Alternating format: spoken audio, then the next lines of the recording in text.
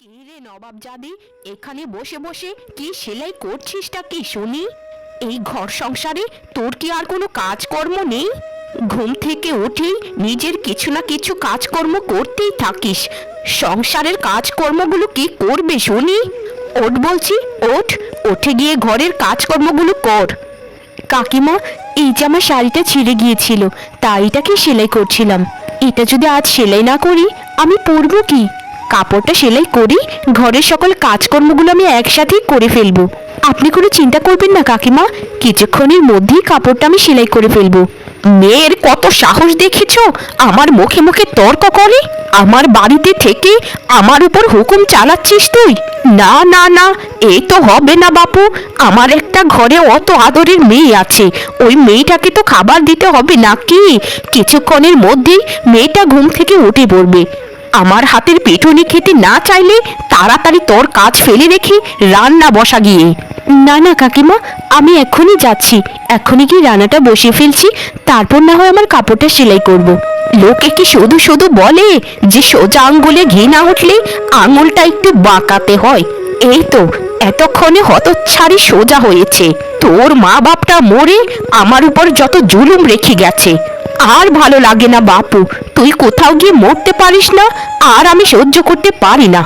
জীবনে যে কি পাপ করেছিলাম কে জানে, এরকম একটা দোষী মেয়ে আমার ঘাড়ে এসে পড়লো। এই কটূক্তিগুলো করার পর রূপার চাচি ওখান থেকে চলে যায়। কি রে মা, এখনো কি ঘুম থেকে উঠতে মন চাইছে না তোর? তোর কি শরীর খারাপ লাগছে রে মা? করে থাকলে আমায় বল। সেই সকালেই তো দেখে গিয়েছিলাম ঘুম থেকে উঠে পড়েছিস, কিন্তু এখনো শুয়েই রয়েছিস বিছানায়। একটু শরীরটা তো খারাপই লাগছে মা, তাই শুয়ে আছি। আর উঠি বা কি করবো? ওই মেয়ে তো আর রান্না করবে না এত সকালে। ছোটবেলা থেকেই দেখছি এই মেয়েটা আমাদের বাড়িতে এসে জেকে বসেছে, একে এখন তারাও না কেন মা? সবসময় তার কত অহংকার, কি নিয়ে যে এত অহংকার করে সেটা তো আমি নিশ্চয় জানি। রূপ আছে তো একটু, সেই রূপেরই দ্যামাক দেখায় সব সময়। আমার তো অত রূপ নেই, তাই আমার সাথে আরো বেশি দ্যামাক দেখায়। শোনো মা, এসব আর আমার সহ্য হচ্ছে না, একে এখনই তুমি বাড়ি থেকে তাড়িয়ে দাও, এটাই সব থেকে ভালো হবে। আচ্ছা মা, একটা কথা বলো তো, ওকে বাড়ি থেকে তাড়ানোর কথা বললি তুমি এমন চুপ করে থাকো কেন? আরে বোকা মেয়ে, তুই কি পাগল হয়ে গেছিস? আমরা যে বাড়িটাতে থাকছি সেটা জানিস না? এটা ওর নামে ওর মা বাবা করে গিয়েছিল। তোর বাবা যখন বেঁচে ছিলেন তখন ছেলের অকর্মা, জীবনে কিচ্ছুটি করতে পারেনি। তারপর হঠাৎ করে রূপার বাবা মা অসুস্থ হয়ে পড়ে, আমার হাতে রূপার দায়িত্ব দিয়ে তারা অক্কা পায়। শেষে এটাও বলে যায় যে আমার মেয়েটাকে দেখে রেখো, আমার মেয়েটার সকল সম্পত্তি তো তোমাদেরই হবে। তাই আমি ওকে বাড়ি থেকে তাড়াই না, বুঝেছিস? তাড়ালেই তো আমাদেরই বিপদ। ও আচ্ছা, এতদিনে বুঝতে পেরেছি। আচ্ছা, ওকে বাড়ি থেকে তাড়াতে হবে না, কিন্তু ওকে আমরা জ্বালিয়ে মারবো, যেন নিজে নিজে মরে যায় কোথাও পড়ে, আমাদের জ্বালা যন্ত্রণা সহ্য না করতে পেরে। আমি এখন যাই মা, ওকে গিয়ে দেখি রান্নাটা ঠিকঠাক করছে কিনা। যদি না করে থাকে আরো দু কথা শুনে আসবো কোন। ওর জন্য আমাদের খালি পেটে সকালে থাকতে হয়, সকাল সকাল রান্না করলে তো লেটা চুকে যায়। অসম্ভব মেয়ে একটা। আচ্ছা ঠিক আছে মা, তাহলে তুই দেখে আয় ও রান্না করছে কিনা। যদি না রান্না করে তো কিছু একটা কথা শুনিয়ে আসিস, তাহলে মনে শান্তি পাবি। দুই মা মেয়ে ঠিক করে রূপাকে তারা অনেক জ্বালাতন করবে। কি রে অসভ্য মেয়ে, এখন তো দেখা যাচ্ছে চুলোতে আগুনই জ্বলছে, তুই কি এখনো রান্না করিসনি? এই রূপা, এই তোর জন্য কি আমরা না খেয়ে থাকবো সারাদিন? আর কতক্ষণ লাগবে শুনি রান্না করতে? আমাদের পেটে যে ছুঁচুই ডনবট করছে সেটা কি তুই বুঝতে পারছিস? বোনে, আমার কাছে তো আর কোনো জাদু শক্তি নেই যে বলতেই রান্না হয়ে যাবে। রান্না তো আর বললেই হয়ে যায় না রে বোন, তুই আর মা কিছুক্ষণ অপেক্ষা কর, একসাথেই হয়ে যাবে। আর যদি একটু পারিস পুকুর ঘাট থেকে একটু জল এনে দে, তোর সামনেই জলের কলসিটা রাখা আছে। আমার কোমরে একটু ব্যথা এসেছে রে বোন, গতকালকে পুকুর থেকে কত জলই না নিয়ে আসলাম। কি, তোর এত বড় সাহস, তুই আমাকে বলছিস জল আনতে পুকুর থেকে? তুই এত সাহস কোথা থেকে পাস বলতো? আজকে মা আসুক, মা কাকিমাদের বাড়িতে গেছে, তারপর তোর হবে। যদি মায়ের হাত থেকে বাঁচতে চাস তো আমার কথা মতো চলতে হবে তোকে। তুই যে পুকুর পাড় থেকে জল আনিস সেই পুকুর ঘাটটা তো বেশি দূরে নয় আমাদের বাড়ি থেকে। শোন, আজকে আমি নদীর জল দিয়ে গোসল করবো, তাই তোকে আজ নদী থেকে জল আনতে হবে, বুঝেছিস? এই কি কথা তুই বলছিস রে বোন? নদী এখান থেকে কতটা দূরে তুই তো জানিসই। দয়া করে কাকিমাকে কিছু বলিস না, আমাকে মেরেই ফেলবে। আমাকে দয়া কর। তোকে দয়া করবো? হা হা হা হা হা, এটা তুই ভাবলি কি করি রে? শোন, ভালো ভালো রান্নাটা শেষ করে আমি যেটা বলেছি সেটা কর। কিভাবে তোরা একটা মানুষের সাথে এত খারাপ আচরণ করতে পারিস সেটা আমার জানা নেই রে। ঠিক আছে, তোর কথাই আমি রাখলাম। আমি নদী থেকে তোর জন্য জল এনে দেবো। মা, ও মা, রূপা কি এখনো জল নিয়ে আসেনি বাড়িতে? ওই হতচ্ছাড়ি দিন দিন এত অকর্মঠ হচ্ছে যে কি বলবো। ওকে একটা জন্মের শিক্ষা দিতে হবে আমাদের। এভাবে আর পারা যাচ্ছে না মা, তুমি তো একটা কিছু করতে পারো। হতচ্ছাড়ি রূপের দামাক দেখায়, বুঝেছ? রূপের দামাক। ওর মতো আমাদের দুজনের রূপ নেই তো তাই। রূপের দামাক, তাই তো? যেদিন গরম হাতা খুন্তি দিয়ে ওর গালে ঠাস ঠাস করে দুটো বসাবো, সেদিন দেখবি রূপের দামাক থেকে কোথায় গেছে। অসভ্যতামি আর অকর্মগিরি আমার বাড়িতে খাটবে না রে, খাটবে না। আর জল আনতে এত দেরি কেন হচ্ছে সেটার বিচার আগে করব। আজ 2 দিন ধরে বলছি যে গাছের কাঁঠালগুলো পেকেছে, ওগুলো বাজারে নিয়ে বিক্রি কর, বিক্রি কর। কিন্তু কে শুনে কার কথা? আমার কথা তো কোনো পাত্তাই দেয় না সে। কি যে আমি করব কিচ্ছু বুঝতে পারছি না। ওকে মারতেও পারছি না, কিছুই করতে পারছি না। মুখ দিয়ে আর কত কি বলবো? আর তো কোনো ভাষা নেই কিছু বলার। আমাকে শুধু একবার অনুমতি দাও মা, ওর চুলের মুঠি ধরে এই বাড়ি থেকে তাড়িয়ে দেবো সারা জীবনের জন্য। দেখো, তখন জীবনের শিক্ষা হয়ে যাবে। ওর বাড়ি এটা দেখে আমরা কি ওর গোলাম হয়ে থাকবো সারা জীবন? এ কোনো দিন হবে না মা, কোনো দিন হবে না। আমি এটা মেনে নিতে পারবো না। আরে মাথাটা ঠান্ডা করে, মাথাটা ঠান্ডা কর। ও যদি চায় আমাদের কিন্তু এ বাড়ি থেকে সারা জীবনের মতো তাড়িয়ে দিতে পারে। তাই বেশি বাড়াবাড়ি করা যাবে না, একটু সংযত থাকতে হবে আমাদেরকে, যত কষ্টই হোক। তুমি সংযত থাকো মা, আমি পারবো না। আমি কারো গোলামি করতে পারবো না। এই মেয়ে, আর কত তোকে বোঝাবো বলতো? বলেছি তো আজ জল নিয়ে আসুক বাড়িতে, 2 কথা শুনিয়ে দেব। এমন ভাবে বলবো যে জ্বলে পুড়ে ছারখার হয়ে যাবে। ঠিক আছে মা, তোমার কথাই তাহলে রইলো। কিন্তু ওকে এরকম কিছু আজ বলবে যে যেন এই 7 দিন ঘুমোতে না পারে। আমি এটা সিদ্ধান্ত নেই যে রূপার সাথে আরও অত্যাচারের মাত্রা বাড়িয়ে দেবে, কিন্তু আরে বাস, এই গ্রামে ঘুরতে এসে আমি কাকে দেখলাম? এই যেন আমার কবিতার বইয়ে পড়া সেই মেয়েটি। মেয়েটিকে দেখে তো চিন্তিত মনে হচ্ছে। কি হয়েছে ওর? আমাকে জানতেই হবে। ভীত হলে চলবে না, আমাকে সামনে গিয়ে সামনাসামনি কথা বলতে হবে। কিন্তু ভয় করে যদি কথা না বলে। না না, আমি পেছপা হব না, আমি কথা বলেই ছাড়বো। কে তুমি মেয়ে? তোমার বাড়ি কোথায়? তোমার নাম কি দয়া করে জানতে পারি? আমার নাম রূপা, আমি এই গ্রামেরই মেয়ে। এখানে নদীর থেকে জল নিতে এসেছিলাম। কিন্তু আপনি কি? আপনাকে তো চিনতে পারলাম না। কোনোদিন আপনাকে তো এই গ্রামে দেখেছি বলে মনে হচ্ছে না। দয়া করে বলবেন আপনার পরিচয়টা কি? আমার নাম সজল, আমি শহরে থাকি। এখানে গ্রাম পরিদর্শনের জন্য এসেছি, কারণ আমি প্রকৃতিকে নিয়ে পড়াশোনা করি। তাই প্রকৃতিকে জানতে গ্রামে এসেছি। তোমার বাড়িতে কে কে আছে দয়া করে একটু বলবে রূপা? আর তোমার বাড়িটা কোন দিকে একটু যদি বলতে তাহলে খুব উপকার হতো। একটা কাজ ছিল তোমার বাড়িতে। আমাকে দয়া করে ক্ষমা করবেন, আমি এটা কোনো দিনই বলতে পারবো না। আপনার যদি বেশি প্রয়োজন হয় কারো কাছ থেকে জেনে নেবেন যে রূপাদের বাড়িটা কোথায়। আমার কাকিমা যদি জানতে পারে আমাকে মেরেই ফেলবে। আমার মা বাবা নেই, আমি কাকিমার কাছেই মানুষ হয়েছি। আমি চাই কেমন, আমার খুব দেরি হয়ে গেছে এমনিতেই। বেশি দেরি হলে আমাকে কাকিমা খুব বকাঝকা করবে। ঠিক আছে, যাও রূপা, কিন্তু তোমার সাথে আমার খুব শীঘ্রই দেখা হবে। ভালো থেকো রূপা, খুব ভালো থেকো। আপনার কথার মাথা মুন্ডু আমি কিছুই বুঝতে পারছি না, তবে আপনিও ভালো থাকবেন। আমি এখন আসি কেমন? এই দাঁড়া, আমার অনুমতি নিয়ে কি ঘরে ঢুকেছিস? তা মেয়ে, তুই কি জল আনতে গিয়েছিলিস নাকি তোর মৃত বাবা মাকে জল খাওয়াতে গিয়েছিলিস? আজকে হচ্ছে তোর মরা বাপ মা আমার মাথার উপরে একটা বাজ ফেলে গেছে, যার 1 কলসি জল আনতে পুরোটা দিন লেগে যায়। জল যখন এনেছিলিস তখন জলে ডুবে মরতে পারলি না গলায় কলসি বেঁধে? মা দেখো দেখো, তুমি এত কিছু বললে তবু তোমার একটা প্রশ্নের উত্তরও দিচ্ছে না। কত গরিমা, কত অহংকার! তুই যে কিসের এত গরিমা অহংকার দেখা সেটা আমরা জানি রে, জানি। রূপের অহংকার দেখাস, তাই তো? তুই এটা বলে নিজেকে সান্ত্বনা দিচ্ছি তোর তো রূপ আছে, কিন্তু আমাদের মামে তো রূপ নেই।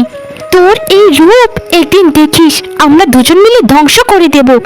আমি তোমাদের কথায় একদম হয়ে গিয়েছি, বলার আর কোনো ভাষা খুঁজে পাচ্ছি না। আমাকে তোমরা যা বলতে বলতে, কিন্তু অবশেষে আমার মৃত বাবা মাকে নিয়ে এত বাজে কথা বললে তোমরা। আচ্ছা, এসব বলতে তোমাদের মুখে কি একবারও বাঁধলো না? একবারও চিন্তা করনি যে তারা এই দুনিয়ায় নেই? কতদিন তোমাদেরকে বলেছি আমাকে তোমরা যাইছি তাই বলো, কিন্তু আমার মরা মা বাবাকে নিয়ে কিছু বলো না। আমি সহ্য করতে পারি না। সহ্য করতে না পেরে কোথাও মরে যেতে পারিস না, তাহলেই তো সব কিছু সমাধান হয়ে যায়। তাহলেই তো তোকেও আমাদেরকে সহ্য করতে হবে না, আর আমাদেরও কোনো জ্বালা যন্ত্রণা থাকবে না। কটূক্তি শোনার পর রূপার অনেক মন খারাপ হয়ে যায়, কিন্তু পরের দিন আমি যদি ভুল না করে থাকি এটাই তো রূপাদের বাড়ি, তাই তো? আর আরও যদি ভুল না করে থাকি আপনারা হচ্ছেন রূপার আত্মীয়। আপনি হচ্ছেন রূপার কাকিমা, আর উনি হচ্ছে রূপার বোন, মানে কাকাতো বোন। ও বাবা, কিন্তু তুমি এত সুদর্শন একটা ছেলে হয়ে রূপাকে খুঁজছো কেন বাবা, বলো তো? তোমাকে তো দেখে আমাদের গ্রামের ছেলে মনে হচ্ছে না, তুমি তো বোধহয় শহরের ছেলে। কিন্তু রূপাকে তুমি কি করে চেনো বলো তো? আমি তো কিছুই বুঝতে পারছি না, সবটা একটু খোলসা করে বলো তো বাবা। আমি রূপাকে পছন্দ করি কাকিমা, রূপাকে আমি বিয়ে করতে চাই, বিয়ে করে তাকে শহরে নিয়ে চলে যাব। রূপা আমার পরিচিত, দয়া করে রূপাকে একটু ডাক দিন, তার সাথে সামনাসামনি একটু কথা বলতে চাই। শহরে আমাদের বড় ব্যবসা রয়েছে, রূপা খুব সুখে থাকবে। কি, রূপার এত বড় ব্যবসায়ীর কাছে বিয়ে হয়ে যাবে? আর ছেলেটাও কত সুন্দর, আর আমার কপালে কিছুই নেই, কিছুই নেই। কিন্তু একে তো আমার প্রথম দেখাতেই পছন্দ হয়ে গেছে। আমি বিয়ে করলে একই করব, মাকে আজ সব কিছু খুলে বলবো। কিছু একটা করতেই হবে আমাকে। আপনার যদি অনুমতি না থাকে তাহলে আমি আগামীকালকে রূপাকে বিয়ে করে শহরে নিয়ে চলে যাব। না না বাবা, আমার আপত্তি থাকবে কেন বলো তো? তুমি রূপাকে বিয়ে করতে চাও সেটা তো খুব ভালো কথা, তবে এখন রূপাকে একটু বাজারে পাঠিয়েছি বুঝেছো, তাই এখন দেখা করতে পারবে না। কালকেই তুমি এসো। আমি কোনো দিনই তুমি নিতে পারবো না যে এত সুদর্শন একটা ছেলের সাথে রূপার বিয়ে হয়ে যাবে, যেখানে ছেলের এত বড় ব্যবসা, আর ছেলেটা কত শিক্ষিত, কথাবার্তাতে বোঝা যায়। আমি জানি ওই ছেলে আমাকে কেন পছন্দ করেনি, কারণ রূপার মতো আমারও তো রূপ নেই, তো তাই। মা, তুমি যেভাবেই হোক ওই ছেলের সাথে আমার বিয়ের ব্যবস্থা করো, না হলে কিন্তু খুব খারাপ হয়ে যাবে। তোর কি মাথা খারাপ হয়ে গেছে? আরো আমি খুশি হয়েছিলাম যে ওই মেয়েটা এ বাড়ি ছেড়ে চলে গেলে আমরা এ বাড়িতে পায়ের উপর পা তুলে থাকতে পারবো, কিন্তু তুই তো দেখা যাস আমাকে ফাঁসিয়ে দিয়ে তুই নিজেই শহরে চলে যেতে চাস। কিন্তু ওই ছেলেকে যে তুই বিয়ে করতে চাস, ওই ছেলে তো তোকে পছন্দ করে না। সে তো আগামীকালকে রূপাকে বিয়ে করে শহরে নিয়ে চলে যাবে। আমি এত কিছু জানি না মা, তুমি এক কাজ করো, রূপার থেকে আমাকে সুন্দরী বানিয়ে দাও, আর রূপাকে বিচ্ছিরি করে দাও, বিচ্ছিরি। আমি জানি না তুমি কিভাবে করবে এসব, কিন্তু তোমাকে করতেই হবে, না হলে তুমি আমার মরা মুখ দেখবে। তোর যা জেদ, এই জেদের কাছে আমি কোনো দিনই জিততে পারিনি। এখন শুধুমাত্র একটা উপায়ই আছে, ওটা ছাড়া আমি আর কিছুই করতে পারবো না। তোমার যা ইচ্ছে তাই করো, কিন্তু আমার কথা তোমাকে শুনতেই হবে, মানতেই হবে, করতেই হবে, না হলে কিন্তু খুব খারাপ হয়ে যাবে। এক্ষুনি করো, যা করার এক্ষুনি করো। ঠিক আছে বাপু, ঠিক আছে, আমাকে তো একটু সময় দে, ওখান পর্যন্ত তো আমাকে যেতে হবে নাকি। শোন, বাড়িতে সাবধানে থাকিস, আর ওই মেয়েটাকে একটু দেখে দেখে রাখিস। আমি এখনই রওনা দিচ্ছি, যেখানে রয়েছে সব সমস্যার সমাধান। ঠিক আছে ঠিক আছে, এখনই তুমি যাও। এই বলে রূপার চাচি চলে যায় সেই তান্ত্রিকের কাছে। ওম গ্রিম চামুন্ডায় নমঃ, ওম চামুন্ডায় বিচ্ছে নমঃ। একদিন এই দুনিয়ার সর্ববৃহৎ তান্ত্রিক হব আমি, আমি। হা হা হা হা হা। এই জঙ্গল আমি আমার হাতের মুঠোয় করে নিয়েছি কোন দিনই, এখন জঙ্গল পেরিয়ে এই দুনিয়াকে হাতের মুঠোয় করে আনার সময় এসে গেছে। তান্ত্রিক বাবা, ও তান্ত্রিক বাবা, আমাকে সাহায্য করুন, আপনার পায়ে পড়ি বাবা। আপনি তো সব কিছু করতে পারেন বাবা, আমার মতো এরকম অসহায় একটা মানুষকে সাহায্য করুন বাবা। দয়া করুন বাবা, দয়া করুন, আপনার পায়ে পড়ি বাবা, এটা জীবন মরণের ব্যাপার। হা হা হা হা। আমি শুধু দুষ্ট লোকদেরকে সাহায্য করে থাকি। তুই একটা দুষ্ট লোক, সেটা আমি বুঝতে পারছি। তোর মনের ইচ্ছে পূরণ হবে, আমি সর্বজান্ত। হা হা হা। তুই যা, বাড়িতে গিয়ে দেখবি সবকিছু তোর মতোই হচ্ছে। যা যা বলছি, যা। আর যত দুষ্ট লোক আছে সবাইকে বলবি আমার কথা, আমি সবাইকে সাহায্য করব, সবাইকে। হা হা হা হা। মা, ও মা, তুমি চলে এসেছো। দেখো দেখো মা, আমাকে কি তুমি চিনতে পারছো? আমি তোমার মেয়ে মা। দেখো মা, দেখো আমি কতটুকু সুন্দরী হয়ে গেছি। আমি এই পৃথিবীর একমাত্র সুন্দরী। এই মেয়েটাকে দেখো মা, এই রূপাকে দেখো, আজ তার কি অবস্থা হয়েছে। যে সারা জীবন শুধু রূপের দামান দেখাতো, সে আজ কালো কুৎসিত হয়ে গেছে। আমি জানি না তোমরা আমার সাথে কি করেছো, যার জন্য আমার চেহারা এরকম হয়ে গেছে। কিন্তু তোমরা বিশ্বাস করো, তোমাদের উপর আমার কোনো রাগ নেই, কোনো ক্ষোভ নেই, কোনো অভিযোগ নেই। আমি রূপ দিয়ে কি করবো বলো তো তোমরা? আমি তো ছোটবেলা থেকেই কপাল পোড়া, আমার মা বাবা কেউ নেই। তোমরা সর্বদা সুখে থাকো। সুখে তো থাকবই রে, সেটা কি আর তোকে বলে দিতে হবে রে কালী? এখন ওই শহরের বাবুর সাথে আমার মেয়ের বিয়ে হবে, আমার একমাত্র সুন্দরী মেয়ের বিয়ে হবে। আরে রূপা, তোমার কি শরীর খারাপ? তোমাকে এরকম লাগছে কেন বলো তো? আমার রূপার সাথে তোমরা কি করেছো? তাড়াতাড়ি উত্তর দাও, না হলে কিন্তু তোমাদেরকে আইনের আওতায় আনবো আমি। আরে বাবা, আমরা কিছুই করিনি। ওই রূপা জীবনে এত পাপ করেছে যে সে তার পাপের শাস্তি পাচ্ছে এখন। দেখছো না, গায়ের রং কালো কুচকুচে হয়ে গেছে। আমি কি বলি বাবা, তুমি আমার মেয়েটাকে বিয়ে করে নিয়ে যাও। আমার মেয়েটা দেখো কত সুন্দরী হয়ে গেছে। আমার মেয়েটা খুব সৎ, দেখো না, তার চেহারাতেই প্রমাণ পায়। ঠিক বলেছেন কাকিমা, একদম ঠিক বলেছেন। চেহারাতেই প্রমাণ পায় কে সৎ আর কে অসৎ। তবে কি জানেন কাকিমা, রূপার মুখের যে স্নিগ্ধতা আর মনের কোমলতা সব কিছুকেই হার মানায়। আর রূপা পাপী হতে পারে এটা আমি বিশ্বাস করি না। রূপার চেহারা সৌন্দর্য দেখে আমি ভালোবাসিনি, তার মন দেখে আমি ভালোবেসেছি। আর আমাকে আর কোনো কথা বলবেন না। আমি গ্রামের মানুষের কাছ থেকে শুনেছি আপনারা দুজন রূপার উপর কত অকথ্য নির্যাতন করেছেন। যে বাড়িতে আছেন এটা রূপার বাড়ি, খুব তাড়াতাড়ি আপনাদেরকে বিদায় করব।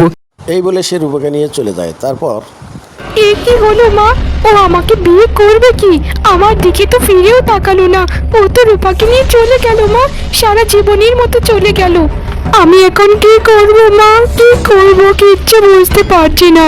সব কিছু হয়েছে তোর জন্য। যেই একটা বাড়িতে একটু থাকছিলাম, সে বাড়িটাতেও আর থাকতে পারবো না। তুই থাক তোর বিয়ে নিয়ে, আমি গেলাম আমার মতো।